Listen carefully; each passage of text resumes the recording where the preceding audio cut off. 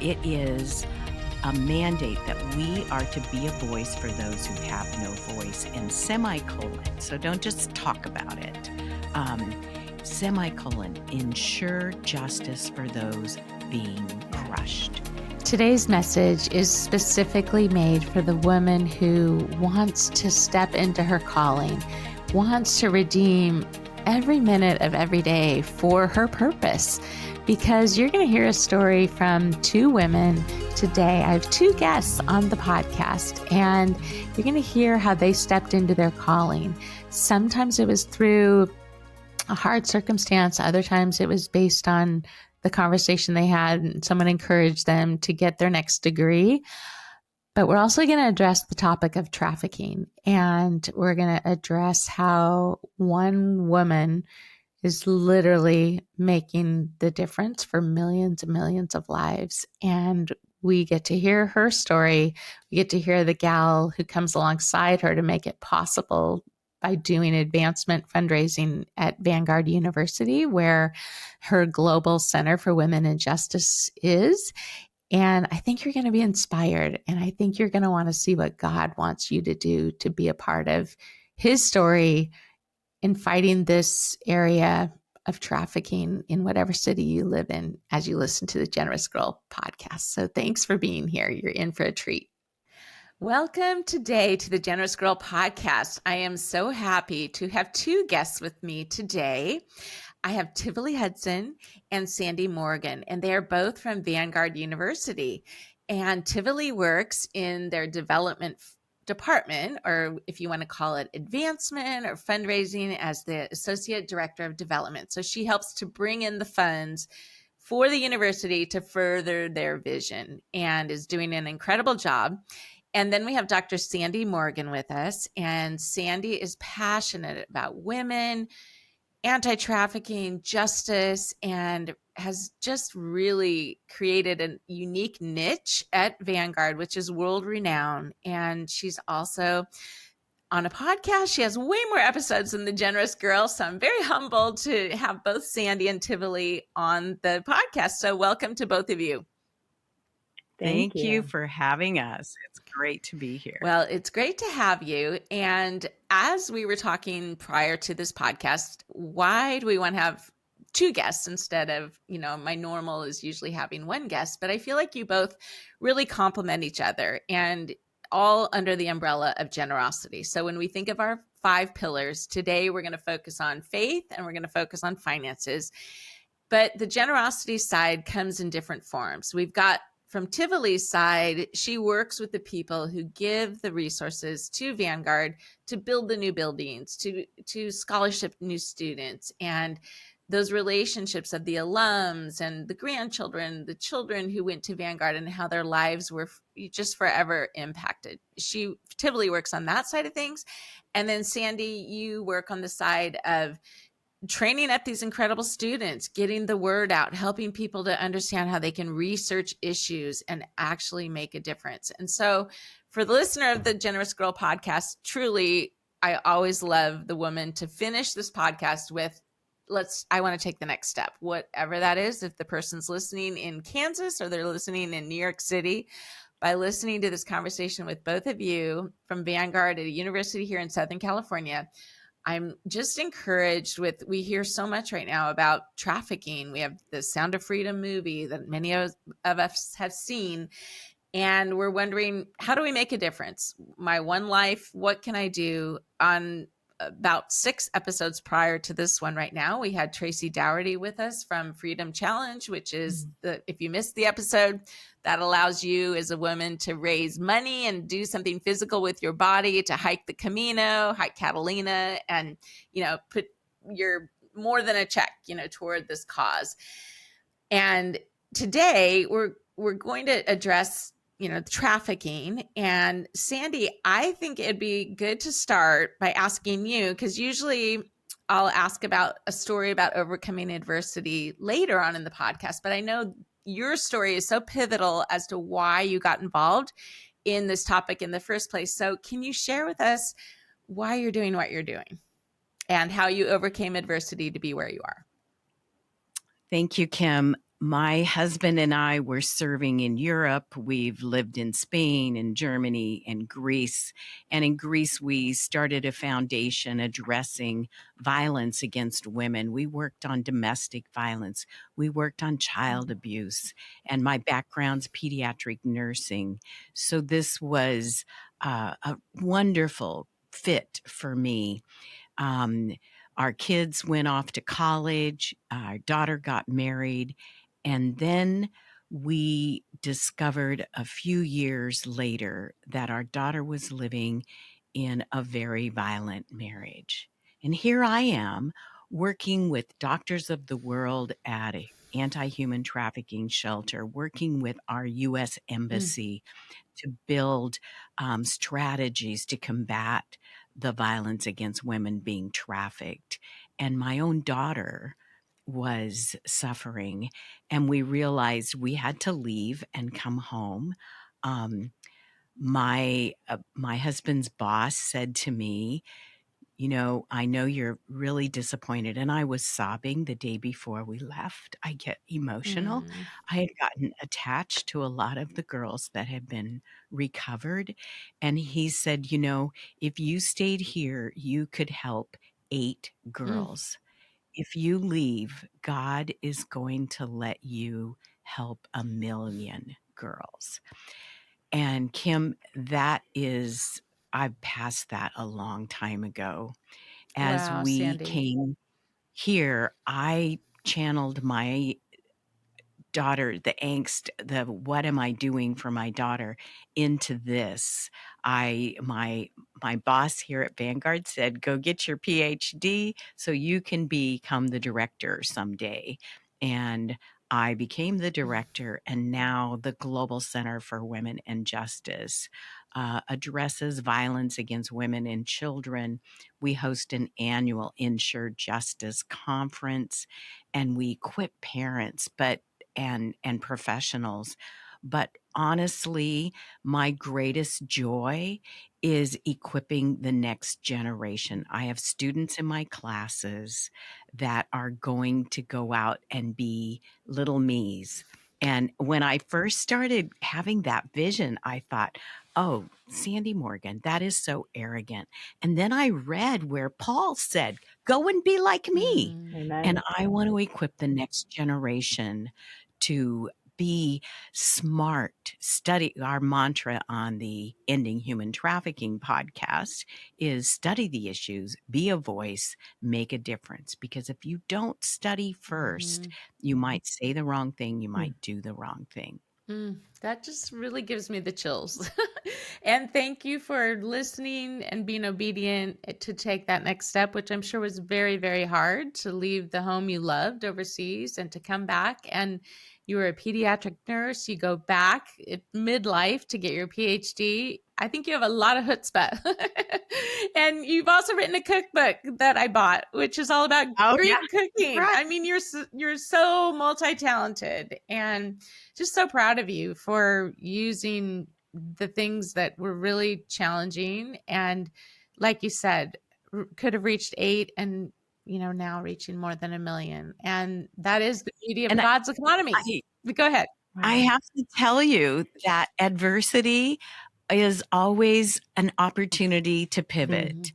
But COVID hit, and my friends said, wow, we can't do this, we can't do that. And then one of my friends said, let's take the Ending Human Trafficking podcast and make a book. And so we co-authored the Ending Human Trafficking book, InterVarsity Press, to equip the church with strategies to end human trafficking. So we keep using different avenues that God puts in our hand to affect change on behalf of those who are vulnerable. And somebody can get that on Amazon? Yes. Wonderful, wonderful. Well, thank you for sharing. And Tivoli, how about your story about how did you end up in fundraising and development? I know you are a little bit at a different life stage than Sandie is and than I am. You have kids that are in their teens, twins, and would love to hear how you chose to go into fundraising and development for Vanguard. Absolutely. Well, first and foremost, I'm so humbled to be here. Dr. Morgan is one of my heroes. My dad and I might be presidents of her fan club and everything that she does, but so I'm so thrilled to be here. I've been in fundraising for over 10 years now. I actually started in a funny way of I was in church ministry as a junior high pastor, and I was working with all of these kiddos that their families were low income or struggling, and they just really needed the Lord. And for the church, we were going to try and put on this huge event because we realized that when the kids were with us, they were staying in really positive relationships and having positive experiences. And the church said, well, you can do it, but we don't have any money. And I said, well, that's not a problem. And so at 16, 17, I was calling all these businesses around town saying, would you please donate pizza? Would you please donate snowboards? We really need to have this lock-in because the kiddos need us. And it was such a thrill and so fun when everyone said yes to donating. So that kind of was my first foray into philanthropic spaces. After that, I actually went to Vanguard. I was a theater major there, and it was a really wonderful time in my life. I met my husband at Vanguard. And then after leaving study, I was kind of looking at our life. We had young kids, and what am I still good at? What do I love to do? And fundraising was it. And so I haven't looked back. I worked with different organizations, a few in the humanities space, and then got back to Vanguard through a wonderful opportunity. So I've been here for almost 5 years, and I've loved it. It's such a privilege to be able to serve these students who are also kind of those junior hires that I used to have. A lot of our students are low income. A lot of them without scholarships wouldn't have the opportunity to be here. And as Dr. Morgan said, when they get here, they then are equipped to go out and change the world. And they're students for just this amount of time, and the impact and investment makes all the difference. I mean, we've got some of Dr. Morgan's alums are in such incredible spaces that are really creating life change for so many more people than we could have imagined just when they're students. So it's been a real pleasure. It's fun. You kind of get to make lots of friends and get to see where people's passions are across campus. But it's been wonderful to get to partner with people in philanthropy. And it is all about generosity. Philanthropy is. And we think about generosity fueling God's economy. Amen. And I know I was really blessed to meet with both of you on the Vanguard campus a couple of weeks ago. And, you know, growing up in Orange County myself, I feel like you almost had like portables initially when you were there by the Orange County Fairgrounds. And then to walk on your campus today and to see what it looked like and the beautiful buildings and the beautiful area, you know, the whole center where we had lunch. Speak to the generosity side of things and how some people have made that possible. Because again, the National Christian Foundation, we exist to be that conduit to help people give their cash and their non-cash assets to make places like Vanguard University, a very kingdom-minded university, possible. And it would never happen without those individuals that got blessed with those resources who then chose to give to Vanguard. Do you have any neat stories about generosity that way that you want to share? Oh, goodness. So many to count. The Lord is continually surprising us. So Vanguard has been around for 104 years now.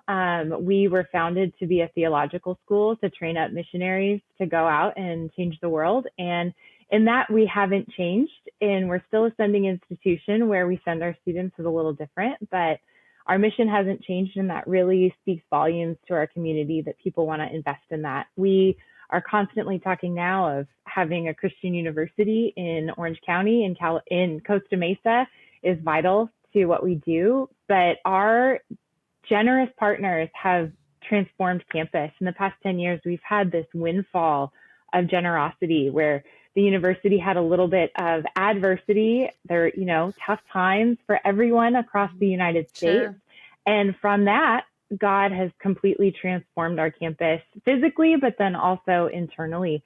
We actually are about to open a new building, our Freed Center for Leadership and Service. And Mrs. Freed found us through a friend, if you will, a partner, a conduit, and they decided that Vanguard was something that needed to be invested in. And so she decided to bestow the school our largest gift of $10 million to name this building so that it could be made. And we know that from that, the eternal dividends of the life change that will happen in that building. You know, it's never about the building. It's never about the drywall or the steel or the beams, but it's really about these students are going to be in this space and have their lives changed forever. They'll meet God there. They'll meet their spouse. That's a story that so many of us have. We met our, spouses at Vanguard, but it's created so much opportunity. And it then also creates this posture for the rest of our community, our alumni, our friends of the university, that they can be a part of something too. And we're very cognizant that not everyone can bestow such a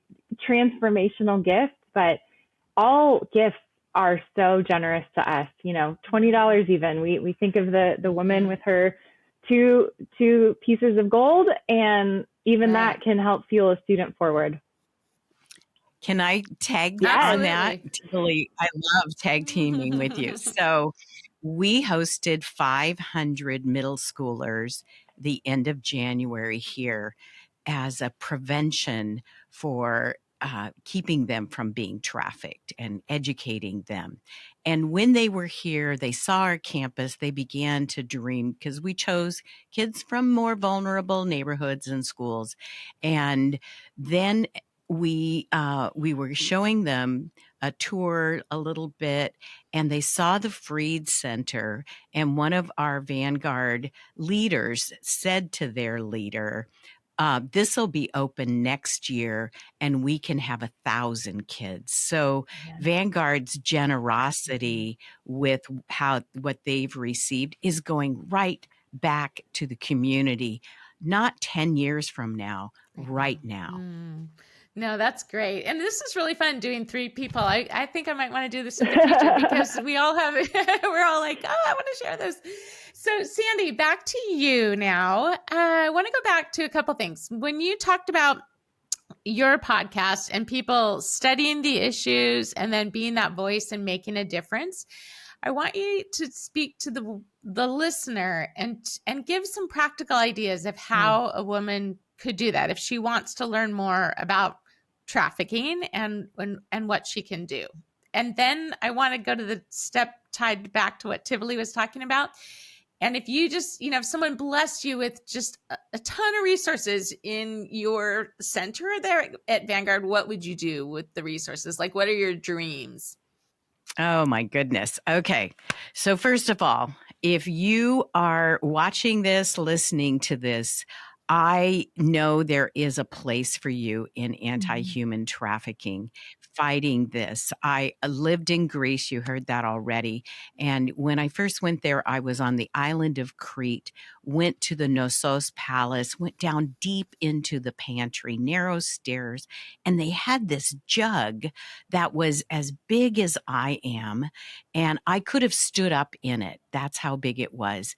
And these people were from 3,000 years ago. There's no elevator, people. So how do they get that from the field filled with grain and olives and oil?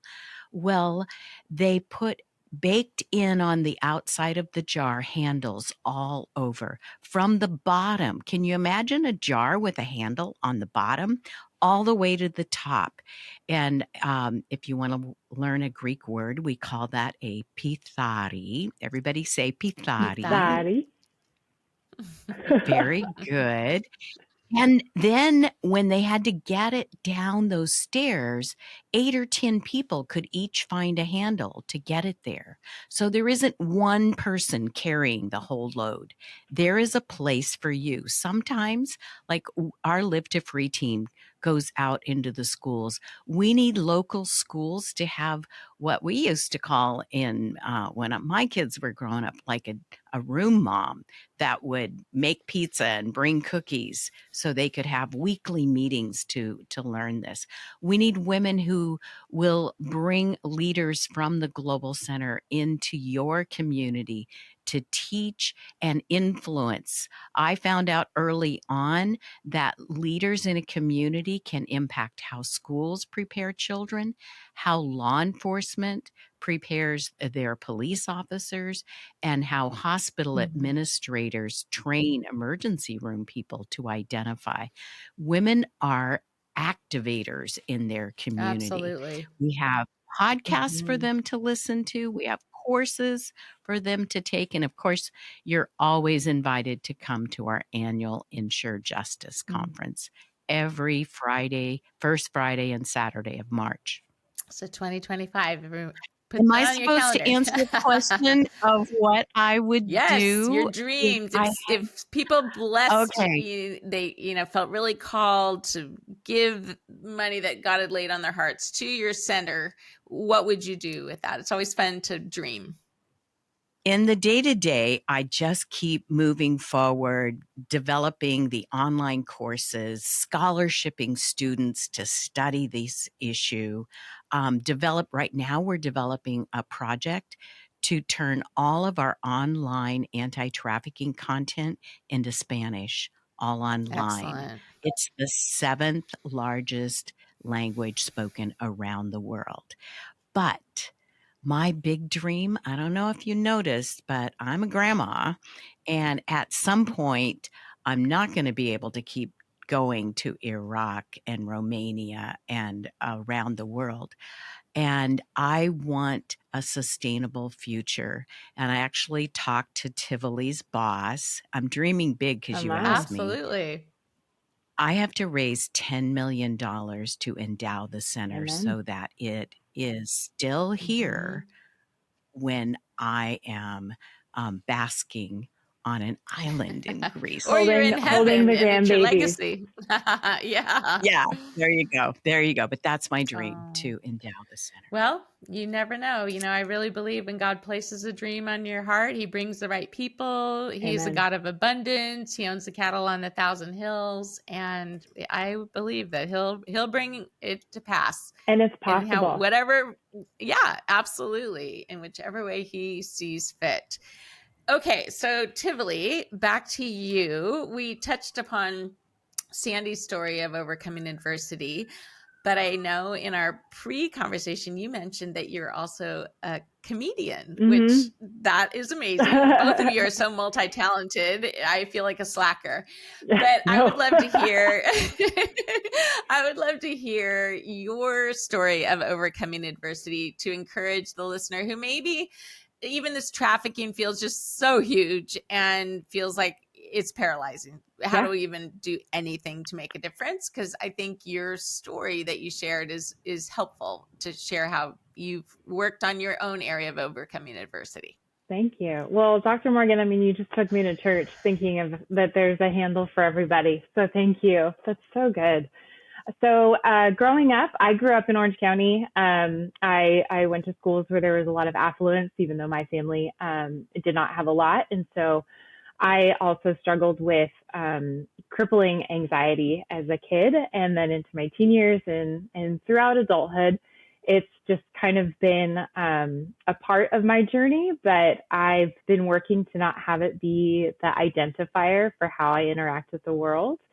I, this year, have been focusing on the phrase, what is the best that can happen, instead of always going to maybe the worst. But I started doing improv when I was in high school, and it really changed my life. It gave me a place where I could be myself, and it didn't matter if I said something silly because that was the whole point. And so now I've been doing improv for over 20 years, traveled the nation. I've been blessed to teach people of all ages this wonderful art form that also is completely life-changing. I like to say you get to improvise your life, because all the tenets are this wonderful thing that goes along with Christianity, that you are saying yes to God, you're saying yes and to it, and you are making your partner look good. You're getting to, as Dr. Morgan said earlier, but there's no such thing as an accident. It's just an opportunity. And so that's really helped me in my life overcome some anxieties, and then also just really lean into faith with God, because even though in my space I'm in front of people, I love people, My husband always makes fun of me that people are just friends I haven't met yet. But sometimes you get those little intrusive thoughts that say, why are you here? What are you doing? And to Dr. Morgan's point of there's a handle for you. And with improv, it's helped me name the tools and have kind of a way to look at things and also not take life too seriously and make room for play. But it's been a part of it. And at Vanguard, as a theater major, one of the big things that we learned was that we perform for an audience of one. So as I go through life, not every time you're treading the boards, but in everything I do, in every conversation I get to have with a potential donor, it's that I'm doing this for an audience of one, and I'm working for his kingdom, and where he leads it, it'll go. And so really, I'm just get to be here for the ride. I don't get to decide any destinations, and that's kind of a part of the adventure. And getting to help other people step into the impact they can make for others is a gift all the time.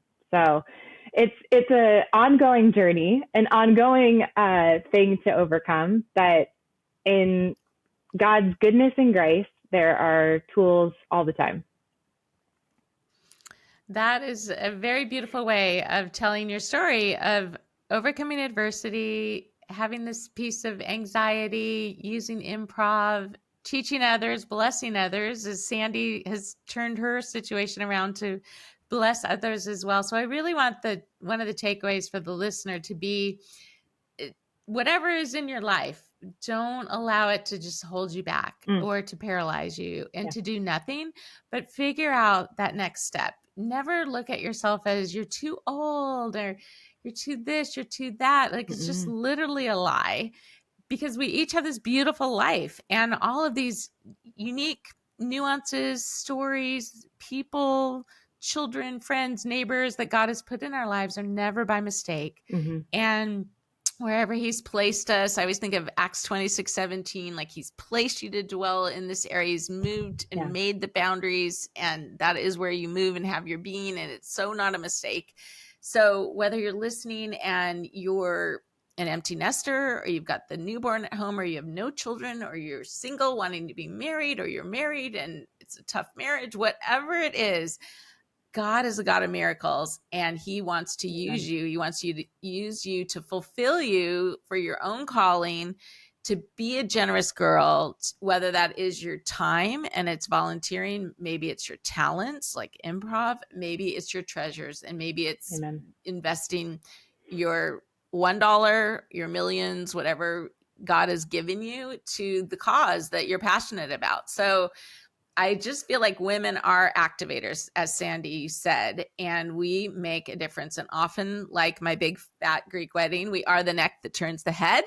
And we are the nurturers, the ones who are just so empathetic in a society, in a community, at a school. And man, are there a lot of opportunities right now for all of us to do something that really will even change that one life. But that one life could be the president of the United States in the future. We never know. Amen. So before we move on to hearing, your favorite books and favorite Bible verse and bargain, anything else you would both like to share in this whole topic of generosity, anti-trafficking, Christian University?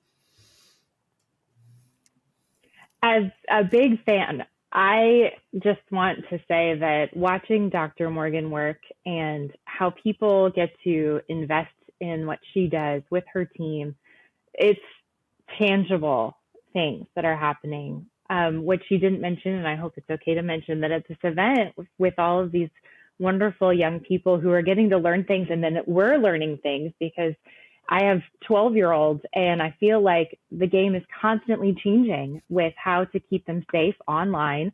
And Dr. Morgan provides these incredible resources for parents, but she is giving these resources to students. Obviously, it's free to them. They get to go to a new place. And at that event, 3 students raised their hand saying they needed help. So it's real. And Dr. Morgan has these tangible plans, these wonderful visions for how things could change. And if I mean, 10 million doesn't seem that far away, does it? It's so incredible. And that's, it's one of the things where there's the dream to it, but there's strategy and there's innovation and there's such necessity because so much is in our backyard that we would never even realize. And with the different collaborations she has and the different contacts she has, there's so much equipping, and that, a little bit of investment, it's just a speed bump, because once that's there, they'll take off. And it's truly remarkable. And it's an honor to be able to even serve a little bit with her, because I mean, the bus is moving. It's a light rail, really. You're going so fast. I love that, Tivoli, because that example of having those kids here is just an example of Vanguard's generosity. When the community asked Vanguard to host this event, I went to our events people. It's a big ask. Let me tell you, if you invite kids to your house, and they said yes with open hands, and Vanguard hosted the 500 kids and about 150 adults and 35 organizations. And we sometimes think that generosity is always connected to our wallets, but generosity is about welcoming people into your space, welcoming people who may be different, and showing them maybe we're not like we're painted in the media. Maybe we are just warm and generous people. And so kids got to experience our campus in a way that I think reflects the generosity of a campus that is a community that works together. So it was wonderful. And I keep doing this. Right now, our Insured Justice Conference is just a few days away. We're partnering with Orange County Department of Education, 550,000 students. We're working internationally. We've hosted teams from law enforcement in Iraq. So I think that culture of generosity is who we are. And as we fuel that, because you still have to feed them when they come, made me think of the feeding of the 5,000, although 500 was a lot easier. And we didn't all do it ourselves. A church came alongside and paid for lunch. So generosity invites community. And as a community, then we live out our faith, and we're salt and we're light. Beautiful. So real quick, because I had heard the story that Tivoli was alluding to when I was with you, Sandie, at Vanguard, but can you just tell a little bit more about what Tivoli meant when 3 kids raised their hand in that session? Well, so one of the areas where middle school kids can really become vulnerable to being trafficked is through gang involvement. And a lot of different things that our near peer presenters, our Live to Free and our higher ground groups from the community presented were ways to stay safer. And one was get out of a gang. Gangs are dangerous. And afterwards, 3 of those kids reached out to counselors and said, I need help getting out of a gang. That's like rescuing before you need to be rescued. And it's so important that we focus on prevention.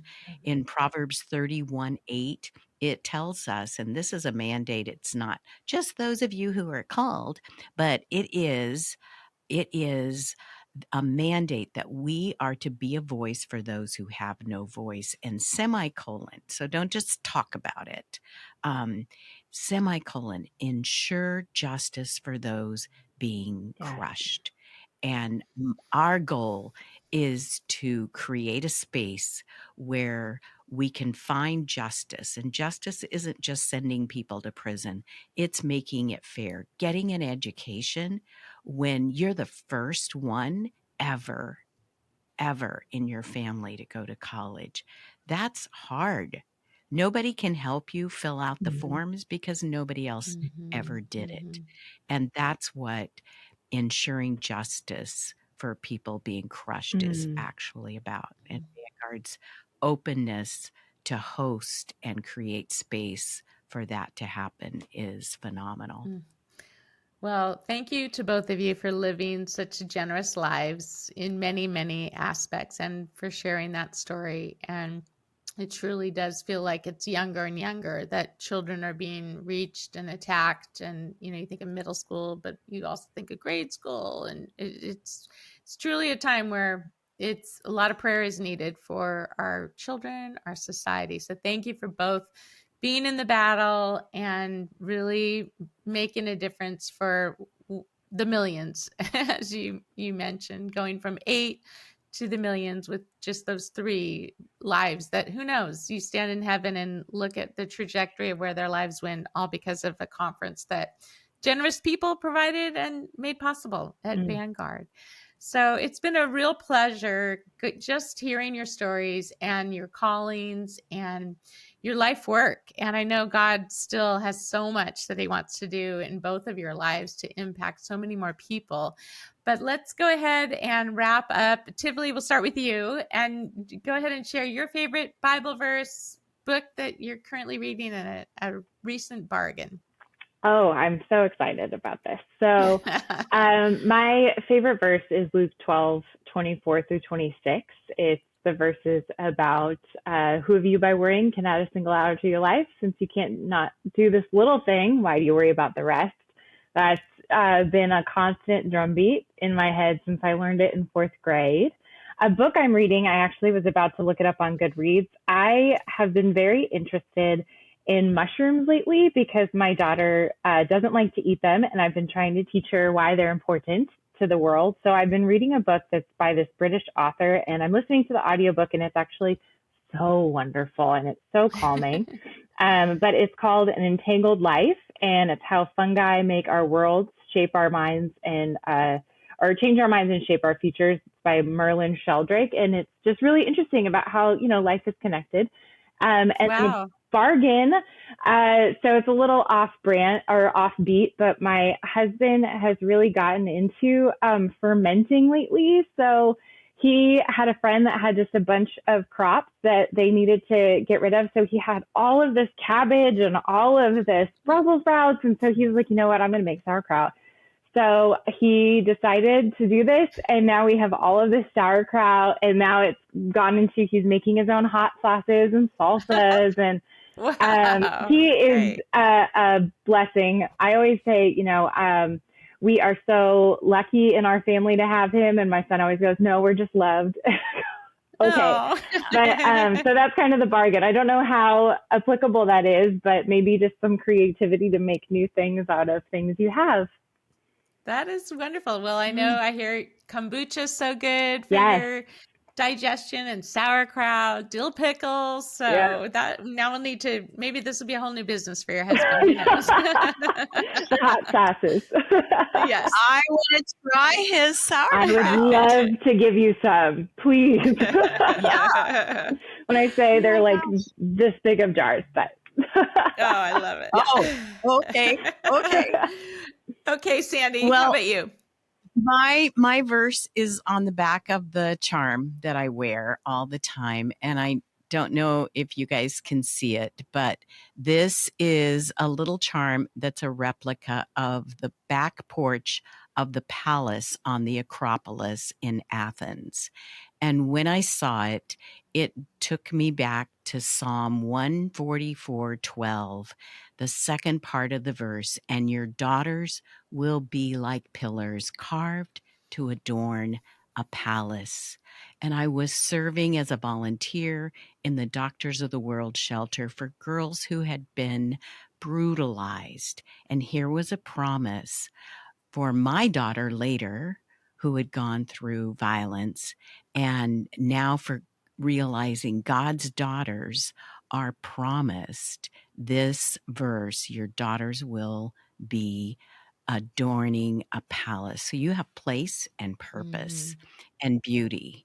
And yes, the carving process, these are 1-ton pieces of marble, may be painful, but it brings great beauty. I love that verse. When I run into really challenging situations, I'm reminded that God didn't give up, so I'm not going to. And the book I'm reading right now is pretty appropriate to my generation, How Not to Age. And a lot of it is about what we eat, which is why when you started talking about fermenting, that's one of the chapters in the book. I'm going to have to find out about that. So yeah, How Not to Age. And it's not really how not to age, it's how to live healthy and be able to continue to do what you love doing. And my best bargain is something I do quite a bit. I go buy organic fair trade dark chocolate. It's good for your brain. It's good for a lot of things, but I always buy fair trade, and it is an amazing bargain. The particular one I get is about $3, and some people say, well, that's too much to spend on chocolate. But let me tell you, if you buy the cheap chocolate, there's a good chance a child is a slave on a cocoa plantation. And when you buy the fair trade version, the bargain is that you're a good steward, because now we're making sure that parents are getting paid a fair wage so they can educate their children. And that kind of stewardship is the kind of stewardship God's economy requires. So buy fair trade chocolate. It is a bargain. The other way that people often try to help those kids is they sponsor a child. And so instead of just doing that, think about making it part of your everyday practice to check the products that you buy, the supply chain. It's kind of another place on that jug for you to grab a handle. Thank you for sharing that. Beautiful. And just reminds me of how God can bring beauty from ashes. He can bring beauty from things that in the world really are dark. And yet we do have these little ways that can add to that beauty. We can take the extra minute to look at the products before we purchase them. And we can also sponsor a child. It's both and. We can do both. So I'm glad you called that out. So I just appreciate you both, and thank you so much for the generosity of your time during this podcast. And I know there are women listening that are going to be touched and take the next step in whatever that is in this field of anti-trafficking, where they feel they can make a difference in their community or in the world. And it probably won't be until heaven till you get to see the results of those women who heard your stories, parts of your stories, right? And just, it's all multiplied in God's economy. So thank you again for your generosity. Lots of love to you both, and God bless. Thank you. Thank you, Kim. Thanks so much for joining us today on the Generous Girl podcast. We're so glad that you're here. And if you know of someone that you think needs to be a guest on this podcast, please reach out to us. New episodes are released every other week, and you can follow us on YouTube and on all platforms. Thanks for being here, and we'll see you next time.